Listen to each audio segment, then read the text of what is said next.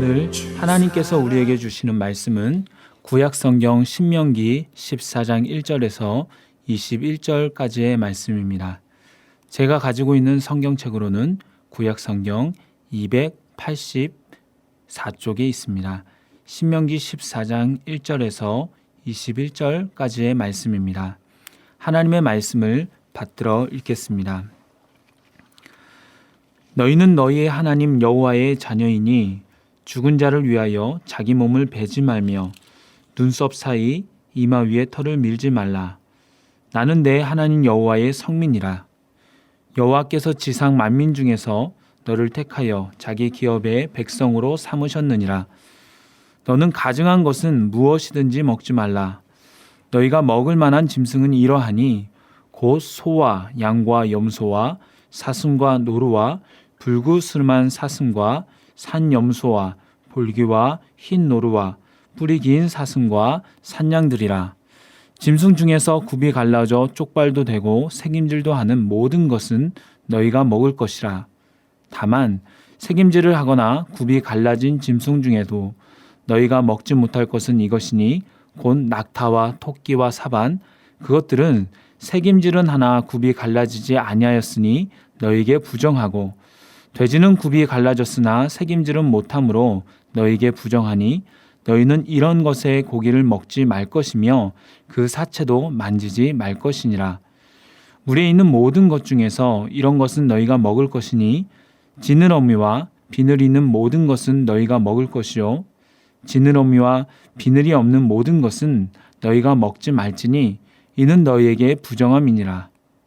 정한 새는 모두 너희가 먹으려니와 이런 것은 먹지 못할지니 곧 독수리와 솔개와 물수리와 매와 새매와 매의 종류와 까마귀 종류와 타조와 타흐마스와 갈매기와 새매 종류와 올빼미와 부엉이와 흰 올빼미와 방아와 오름과 노자와 학과 황새 종류와 대승과 박쥐며 또 날기도 하고 기어다니기도 하는 것은 너희에게 부정하니 너희는 먹지 말 것이나 정한 새는 모두 너희가 먹을지니라.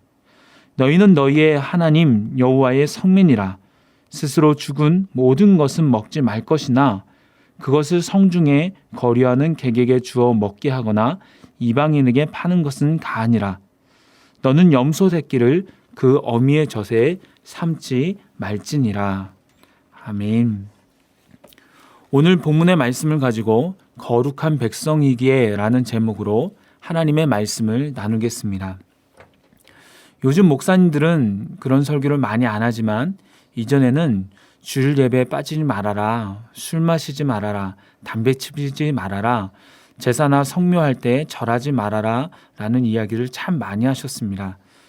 저 또한 어렸을 때부터 교회를 다니면서 주일 성수, 술과 담배, 죽은 자에게 절하는 것 등의 말씀을 들으면서 자라왔고, 감사하게도 그런 유혹이 있을 때마다 어릴 적부터 들었던 말씀이 생각나서 유혹에 빠지지 않을 수 있었습니다. 특히 군대에서 종종 말씀과 부딪히는 일이 있었는데, 부대 일이 바쁜데 예배 드리러 갈 때, 고참이나 간부가 따라주는 술을 마셔야 할 때, 설날과 추석이 합동으로 제사 드리며 절을 해야 할 때 등등 위기가 있기는 했지만 그때마다 그리스도인임을 밝히고 정중하게 거절하면서 정체성을 지켜 나갔습니다. 물론 그러한 행동이 자랑할 것도 아니고 드러내야 할 것도 아닙니다. 자칫 잘못하면 그 기준으로 남을 판단하고 정죄할 수 있기에 조심해야 합니다. 오히려 율법의 교만에 빠져 바리새인처럼 될 수 있기 때문입니다. 하지만 그럼에도 어릴 적 들었던 말씀을 지키는 것에 대해 장점이 있다면 어릴 적 이것은 하지 말아라 라는 그 말씀이 신앙의 가이드라인이 되어서 세상에서 하나님의 자녀로서 내가 누군지, 내가 누구를 섬기고 있는지에 대한 적체성을 확인하고 나타낼 수 있습니다. 오늘 본문의 말씀은 하라는 것과 하지 말라는 것이 있습니다. 어떻게 보면 그것을 지키기가 어렵고 힘이 들지만 하나님은 꼭 지키라고 하십니다. 왜 그렇게 말씀하실까요? 그 이유를 이 시간 말씀을 통해서 살펴보도록 하겠습니다. 하나님은 첫 번째로 죽은 자를 애도하기 위해 몸을 상하게 하지 말라고 하십니다. 1절에 보면 죽은 자를 위하여 자기 몸을 베지 말며 눈썹 사이 이마 위에 털을 밀지 말라고 하시죠. 고대 근동에서는 일반적으로 이방인들은 그들이 섬기는 우상신에게 제사를 지낼 때 자신의 몸에 상처를 내는 의식이 있었습니다. 이는 고행과 자학을 통해 그들이 섬기는 신의 마음을 움직여 동정을 살 수 있으리라는 저들의 생각에서 비롯된 행위입니다. 이러한 행위는 장례식에서도 나타나는데 이는 곧 죽은 자에 대한 애도의 표시일 뿐 아니라 죽은 자를 위하여 피를 흘림으로써 죽음의 신들을 진정시키려는 의식이었습니다. 또한 눈썹 사이 이마 위에 털을 밀지 말라고 하는데 당시 이방인들, 특히 애굽인들은 미간에 있는 털을 깎음으로써 죽은 자에 대한 애도의 표를 하였습니다.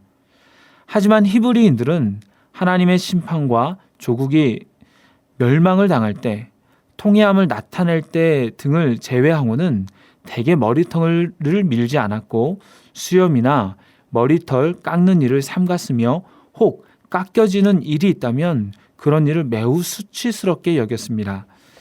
그러기에 히브리 전통과 다른 이방인의 전통, 특별히 죽은 자를 위한 애도의 전통을 하지 말라는 것입니다.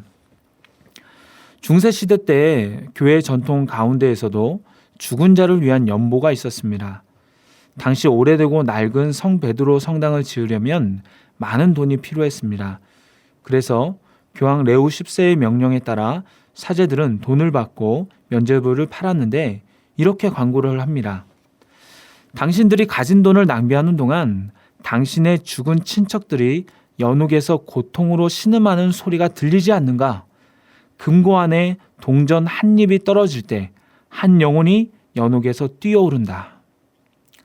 돈을 내어 면죄부를 사면 죽은 자들이 연옥에서 천국으로 가게 된다는 것입니다. 이로 인해 로마 가톨릭은 긍정적으로 많은 이득을 취하기는 했지만 루터는 예수님을 믿음으로 죄사함을 받고 천국으로 가는 것이 아닌 이미 죽은 사람의 친척이 돈을 내어 천국으로 간다는 것에 분노할 수밖에 없었습니다. 그래서 종교개혁이 일어나게 된 것입니다. 죽은 자를 애도하는 것 자체가 말씀에 어긋난 것은 아닙니다. 슬퍼하고 기억해야 합니다. 하지만 그렇다고 죽은 자를 위해 몸에 상처를 내고 무언가를 비는 것은 잘못된 것입니다. 이 땅의 수고가 다 끝나고 그 이후의 심판은 누군가니까 아닌 각자 개인의 삶에 대한 하나님의 심판이기 때문입니다. 두 번째로 하나님은 먹는 음식과 못 먹는 음식을 구분하십니다. 4절부터 보면 짐승들 가운데에서도 먹어도 되는 것들에 대해서 열거하고 있는데요. 먹어도 되는 짐승은 굽이 갈라져 쭉발이면서도 음식을 먹을 때 새김질을 하는 짐승이어야 합니다. 이 두 가지 조건 중에서 하나라도 갖추지 못한다면 먹을 수가 없죠. 그 예로 사슴과 노루, 삼념소, 사냥 등은 먹을 수 있지만 낙타와 토끼와 같이 새김질은 하나 굽이 갈라지지 않은 것은 부정하고 돼지같이 굽은 갈라졌지만 새김질을 못하는 것 또한 부정하여 먹을 수가 없었습니다. 물에 있는 것 중에서는 지느러미와 비늘 모두가 있어야 하고요. 새는 모두 먹을 수 있지만 12절부터 나오는 독수리, 솔개, 물수리, 매 등의 것들은 먹을 수가 없었습니다. 또한 날기도 하며 기어다니는 것들도 먹을 수 없었습니다. 세 번째로 하나님께서는 스스로 죽은 것은 먹지 말고 염소 새끼를 그 어미의 젖에 삶지 말라고 하십니다. 21절에 보면 스스로 죽은 것은 먹지 말라고 하는 것은 정결한 짐승이지만 자연사한 것을 의미합니다. 이는 사람이 먹을 수 있는 정결한 짐승이다라고 하더라도 일단 죽으면 부정한 것이 되어 먹을 수 없음을 의미합니다. 왜냐하면 다른 짐승에게 죽임을 당한 짐승뿐 아니라 자연사함 짐승은 피를 규례대로 땅에 쏟지 않았기 때문에 그 고기 속에 피가 그대로 남아있기 때문입니다. 또한 염소 새끼를 그 어미의 젖에 삶지 말라는 것은 특이한 명령인데 이것은 이방 사람들의 종교적 행위와 관련된 것으로 보다 많은 소출을 위해 농작물이나 포도원 등에 그렇게 삶을 물을 뿌리는 다산의식을 집행하였습니다. 그러기에 하나님은 이 같은 이방인들의 허황된 우상 숭배 행위를 엄격히 금하신 것입니다. 지금까지 하나님께서 명령하신 세 가지 것들에 대해서 살펴보았습니다. 첫 번째로 이방인의 풍습과 같이 죽은 자를 위해 애도하지 말 것. 두 번째로 먹을 것과 먹지 말아야 할 것을 구별하여 먹을 것. 세 번째로 스스로 죽은 것을 먹지 말고 염소 새끼를 그 어미의 젖에 삶지 말라는 것입니다. 그렇다면 하나님은 근본적으로 왜 이러한 행위를 하지 말라고 하십니까? 그 답은 1절과 22절, 21절에 나와 있습니다. 1절 앞부분에 보면 너희는 너희의 하나님 여호와의 자녀이니, 2절 앞부분에 보면 너는 내 하나님 여호와의 성민이라. 21절 앞에서도 너희는 너희의 하나님 여호와의 성민이라라고 되어 있습니다. 하나님의 자녀요, 거룩한 백성이라는 것입니다. 그게 이스라엘 백성의 정체성이라는 거예요. 가나안 땅에 들어가서도 가나안 사람들의 풍습, 애굽 사람들의 풍습 등 이방 민족들이 하는 대로 그대로 따라가지 말고 해야 할 것, 하지 말아야 할 것을 구분하며 말씀 가운데 거룩하게 살라는 것입니다. 오늘 말씀 중에서는 오늘날 적용해 볼 수 있는 것도 있지만 현재와는 동떨어진 말씀도 있습니다. 왜냐하면 시대와 상황이 다르며 예수 그리스도 안에서 우리는 자유함을 얻었기 때문입니다. 그러나 그럼에도 불구하고 우리 모든 영혼의 성도님들은 하나님께서 오늘날 우리에게 성경 말씀과 목사님의 말씀 또 성령을 통해서 전달해 주시는 그 말씀을 듣고 순종하여 거룩하게 살아갔으면 좋겠습니다. 성경에서 말하는 거룩함은 모든 말씀을 완전히 지키는 것이 아니라 구별됨입니다. 세상 사람들과 똑같이 생각하고 말하고 행동하는 것이 아니라 하나님의 자녀라는 정체성을 가지고 하나님의 말씀을 의식하며 구별되게 살아가는 것이 바로 거룩함이요 구별됨입니다. 저와 여러분은 모두 다 거룩하게 구별되게 살아갈 수 있는 모든 성도님들이 되기를 바랍니다. 기도하겠습니다. 인간의 생사화복을 주관하시는 아버지 하나님, 감사를 드립니다. 세상은 모든 것이 우연히 된다고 말하지만 우리는 그 모든 것을 아버지께서 주관하시는 줄로 믿습니다. 또한 저희가 하나님의 자녀가 된 것도 하나님의 사랑에 따른 계획과 택함인 줄로 믿습니다.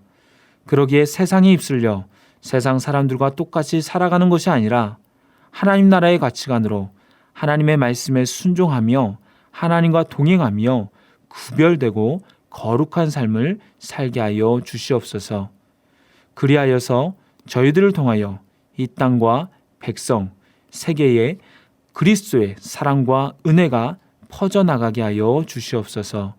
예수님의 이름으로 기도드리옵나이다. 아멘.